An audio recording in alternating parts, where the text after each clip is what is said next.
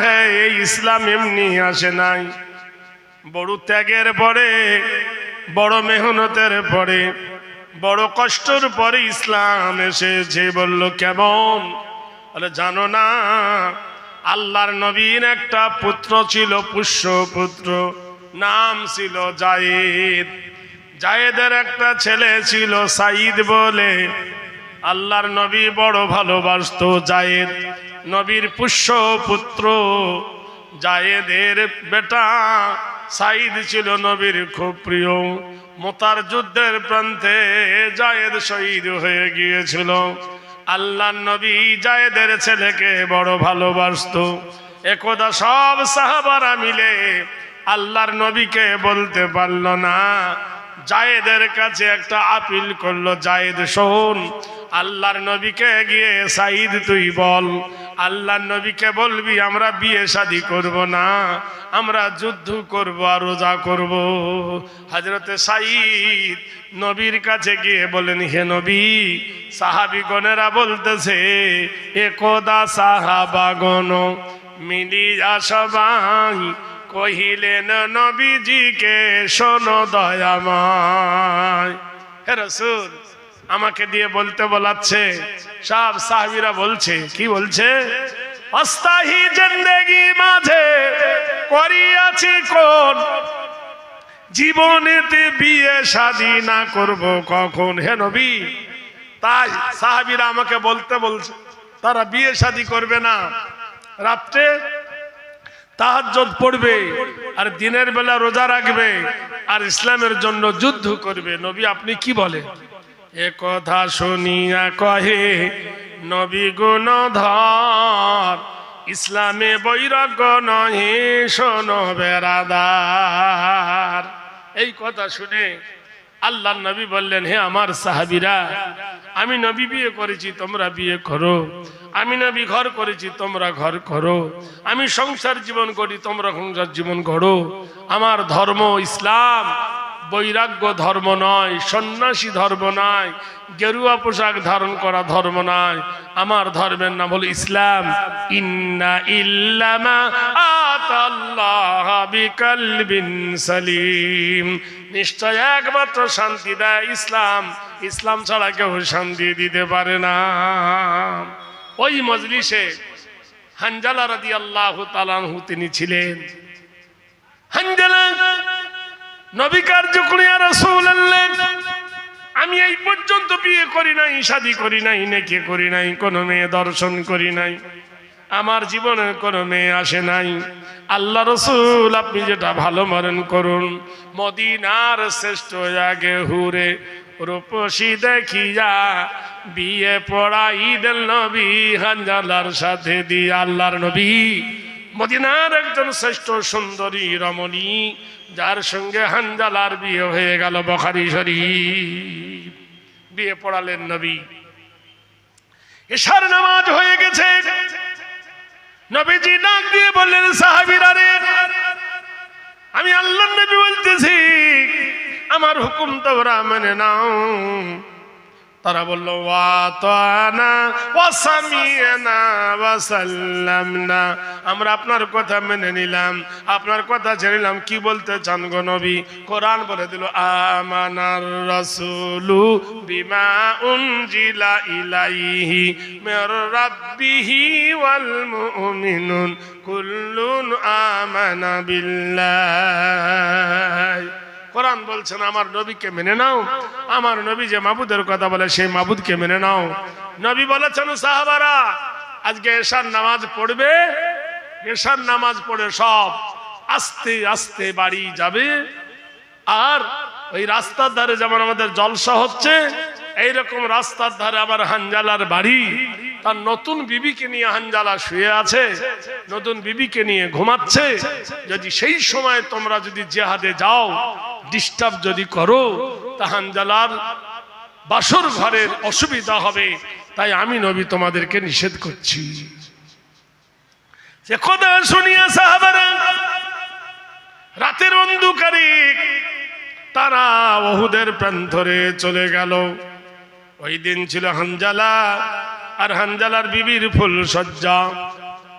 বেসর ঘরে স্বামী স্ত্রী গেছেন, যাওয়ার পরে হানজালা মনে মনে করে কি বলে মিলন বাণী তোমাকে বলিব, কি বলে প্রথম তোমার গায়ে হাত দেব। রাত গভীর হয়ে গেছে, তুমি আমি আমি তুমি এই দুটি ভুল, উভয়েরই সৌরভেতে উভয়ে আকুল। স্বামী স্ত্রী যখন তারা ঘুমিয়ে গেছেন অন্ধকারে, মহান আল্লাহ বলেন ওয়াজআলনাল লাইলা লিবাসা ওয়া নাওমাকুম সুবাতা, আমি রাত তৈরি করেছি অন্ধকারের সাথে, মানুষের চোখে নিদ্রা দিয়ে সালামের জন্য। যুইনা লিন্নাসি হুব্বুশ শাহাওয়াতি মিনান নিসা, স্বামী স্ত্রী যখন প্রেম সাগরে তারা ডুব দিয়েছে, এমন সময় বেলাল মদিনার মিনারে উঠে বলছেন আল্লাহর পিয়ারা যারা আছো মদিনাতে, তোরাই করিয়া এসো ইসলাম রক্ষী দে। হানজালা বাসর ঘরে শুয়েছিল, বুখারী শরীফ ৭৬ হাদিসের মধ্যে যে সুন্দর বিবি হয়ে হানজালা উঠে দাঁড়ালেন। বিবি কহে ও গো স্বামী, কি হলো হঠাৎ, অধমীকে ছেড়ে কেন তরোয়ালে হাত। সাহাবী বলিল বিবি শোনোনি কো তুমি, ডাক দিয়েছেন কোরআন কি করিব আমি।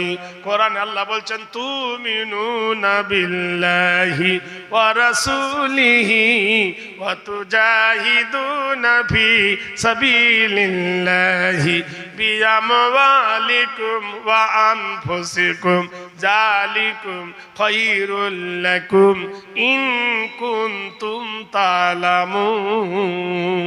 তোমরা যদি মুমিন হও, জিহাদ করো আল্লাহর রাস্তায়, সাহায্য করো তোমার মাল দিয়ে, তোমার জান দিয়ে। বিবি বলছেন ও গো স্বামী, কি হলো হঠাৎ, অধমীকে ছেড়ে কেন তরোয়ালে হাত।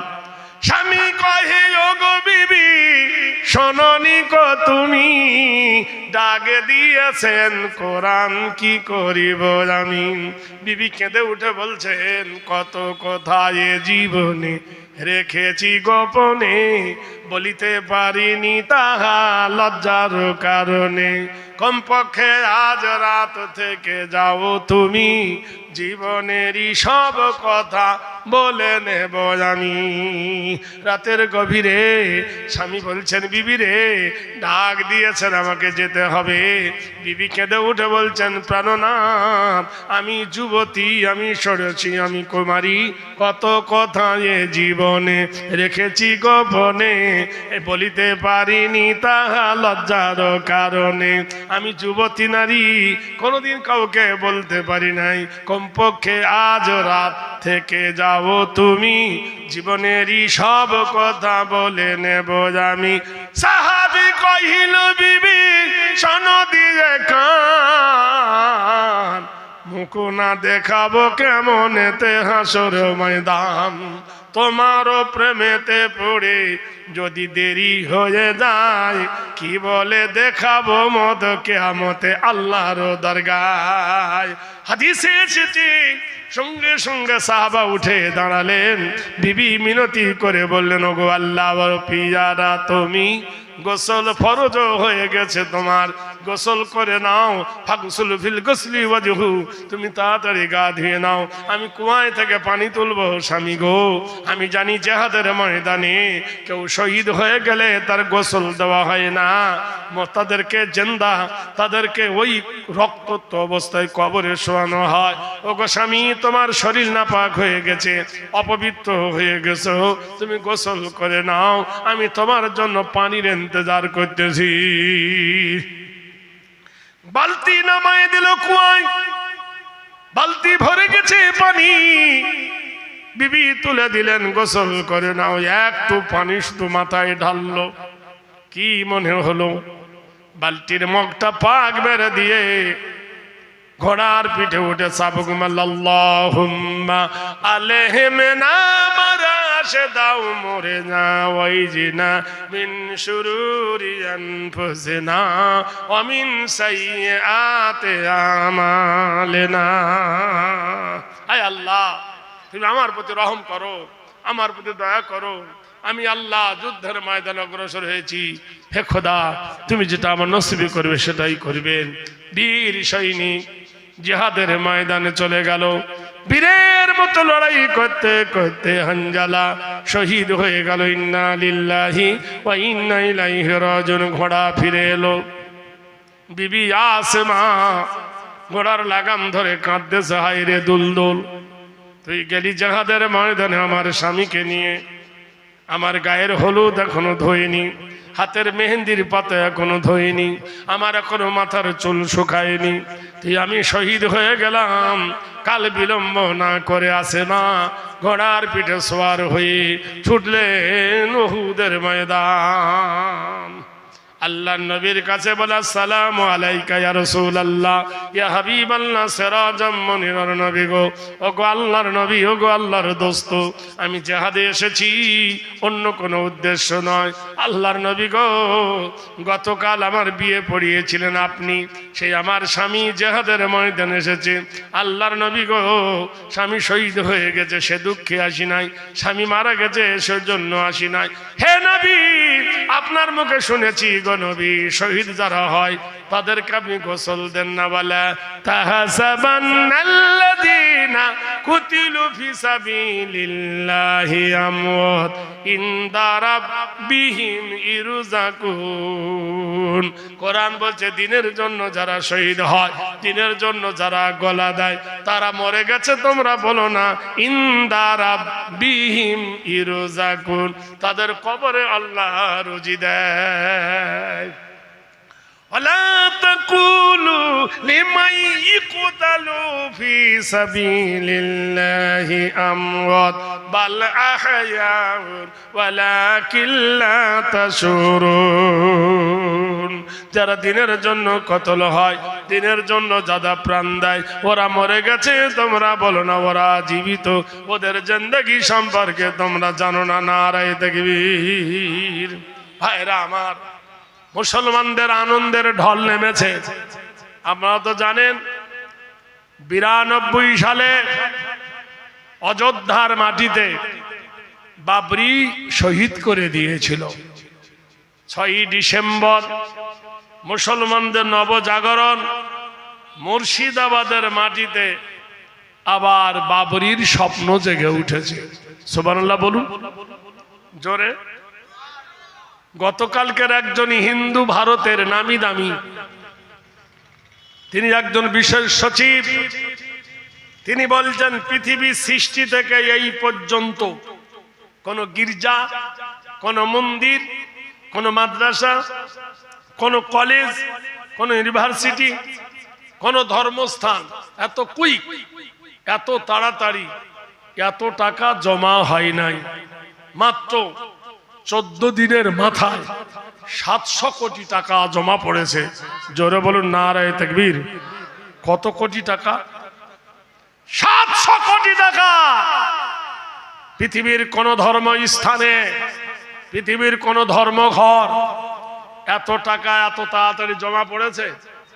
এত ইট জমা হয়েছে, ইট নেবার থোবার জায়গা নাই, রড আর সিমেন্ট আর পাথরে রাখবের জায়গা নাই। মুসলিমদের প্রাণ কেঁদে উঠেছেন আল্লাহর ঘর বানাবার জন্য।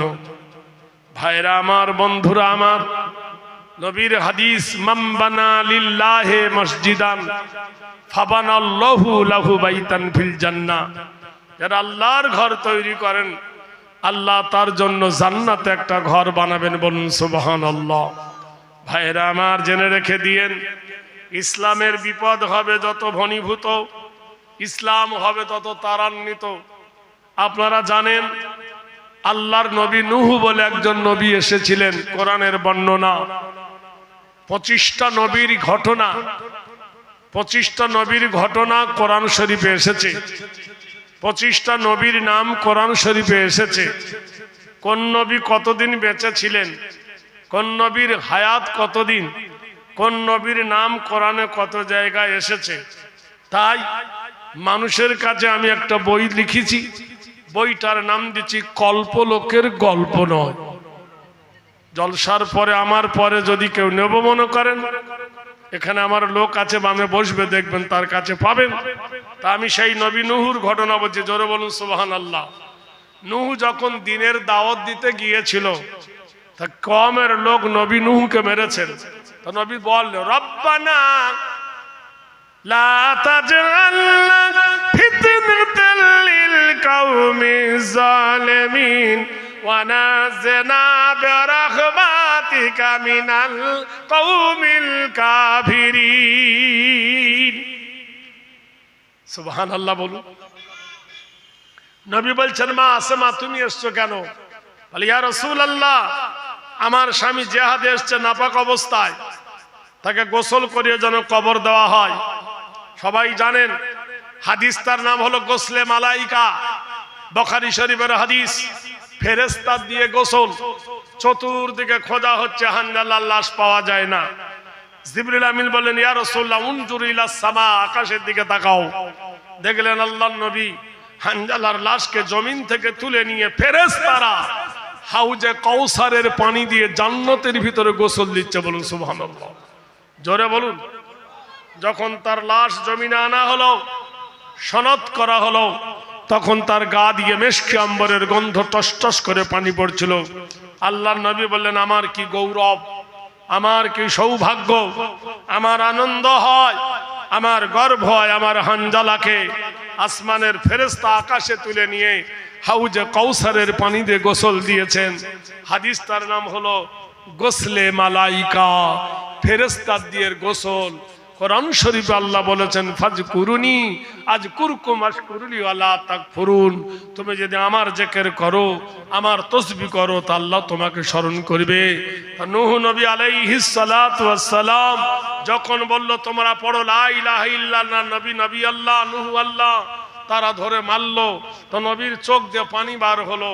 নবী হাত তুলে, রব্বানা লা তাজআলনা ফিতনাতাল লিল কওমিজ জালিমিন ওয়া নাজিনা বিরাহমাতিকা মিনাল কওমিল কাফিরিন। রব্বানা আতিনা মা ওয়া'আদতানা আলা রাসূলিকা ওয়া লা তুখজিনা ইয়াওমাল কিয়ামাহ ইন্নাকা লা তুখলিফুল মিয়াদ। আয় আল্লাহ, আমি দিনের দাওয়াত দিতে গিয়ে মার খেয়েছি, আল্লাহ এরা আমাকে কষ্ট দিচ্ছে, আল্লাহ এই জালেম কওম থেকে আল্লাহ আমাকে বাঁচাও। আল্লাহ বললেন, নূহ আমি এক্ষুনি গজব দেব, আকাশ থেকে পানি বর্ষণ হবে, জমিন থেকে পানি বর্ষণ হবে, পাহাড় ডুবে যাবে, গাছপালা ডুবে যাবে, সব সয়লাব হয়ে যাবে। নূহ তা তোমাকে তো বাঁচতে হবে। তো নবী নূহ তুমি একটা নৌকা তৈরি করো, আরবিতে ওর নাম হলো মারকাবাতুন, তুমি একটা কিস্তি তৈরি করো। নবী হযরত নূহ আলাইহিস সালাতু ওয়াস সালাম ইরাকের ভূখণ্ডে তিনি 3 মাইল লম্বা 1.5 মাইল চওড়া একটা নৌকা বানালেন। সবাই হা হা করে হাসে যে ব্রেন শট।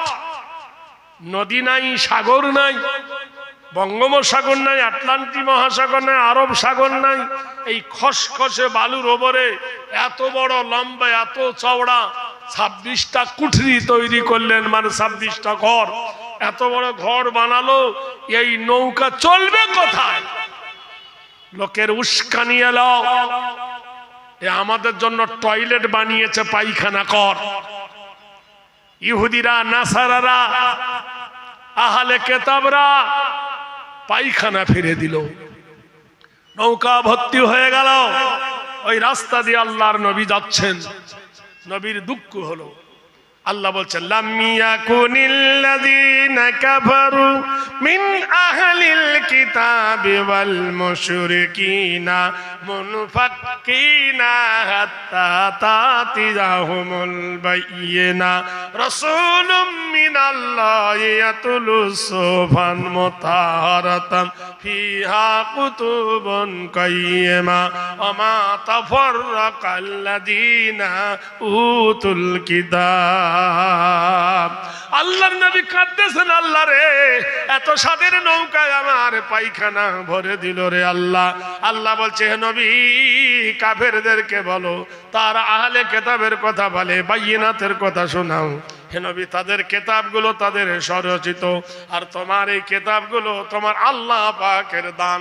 নবী তুমি চিন্তা করো না, ধৈর্য ধরো, সবুর করো। ইন্নাল্লাহ মা সাবিরিন, আল্লাহ সবরকারীর সাথে সাথে। নৌকা ভর্তি গু হয়ে গেছে, দেশের লোক হিংসা করে হেগে ফেলেছে। এক বুড়ি, তার খুব স্বপ্ন নবীর নৌকাতে পায়খানা ফিরে পুণ্যি করব, এই আশা নিয়ে বুড়ি নৌকার ডালিতে বসেছে। ব্যালেন্স হারিয়ে গেল, বুড়ি ডুবে গেল গুর ভিতরে। ডুবে গিয়ে বুড়ি যখন উঠেছে সাঁতার কেটে, বুড়ির মাথায় ছিল সাদা চুল। লক্ষ মানুষের পায়খানা কষ হয়ে চুলে কলব ধরেছে। সাদা চুল যদি কালো হয় ছেলে মানুষ লাগবে না? এ ভাই লাগবে কিনা? সাদা চুল কালো হলে ছেলে মানুষ লাগবে কিনা? এই রে, এই দে, সবাই বলছে বুবু তোর চুল কালো হলে কেউ না, ওটা নূর কিস্তি মেডিসিনের কারখানা হয়ে গেছে। এ পড়ার লোক, হাসনাবাদের লোক, টাকির লোক, নিমডানির লোক, ময়লা খোলার লোক, বসিরহাটের লোক সব পাগল হয়ে গেল। কেউ বালতি ভরে নিয়ে যায়, কেউ কলসি ভরে নিয়ে যায়, কেউ কোটো ভরে নিয়ে যায়। শুধু কেউ খায়, কেউ মাখে। কাজ হোক আর না হোক, বদনাম তো রটেছে। সাবা গসলুল মারকাবা, 7 বার পর্যন্ত নৌকাটা ধুইল। আল্লাহ বলছেন নুহ দেখ, পায়খানা ফেরেছিল যারা, গু পরিষ্কার করলো তারা। জেনে রেখে দিও এই ভারতবর্ষের মাটিতে আল্লাহর মসজিদ ভেঙেছে যারা, আল্লাহ ইচ্ছা করলে বানিয়ে নিতে পারে তারা। বলুন সুবহানাল্লাহ। ভাইরা আমার, বন্ধুরা আমার, একজন হিন্দুর মহিলা 40 কুইন্টাল রড দিয়েছে। 40 কুইন্টাল। বললো রড কি হবে? তাহলে মসজিদের পায়খানা পেশাবখানা না হোক, পাঁচিল তো ঘেরা হবে। কেউ পাথর দিচ্ছে, কেউ ইট দিচ্ছে, কেউ বালি দিচ্ছে, হিন্দু মুসলিম মিলে। তারা বলছে হ্যাঁ মসজিদ হোক, মসজিদ আল্লাহর ঘর হোক।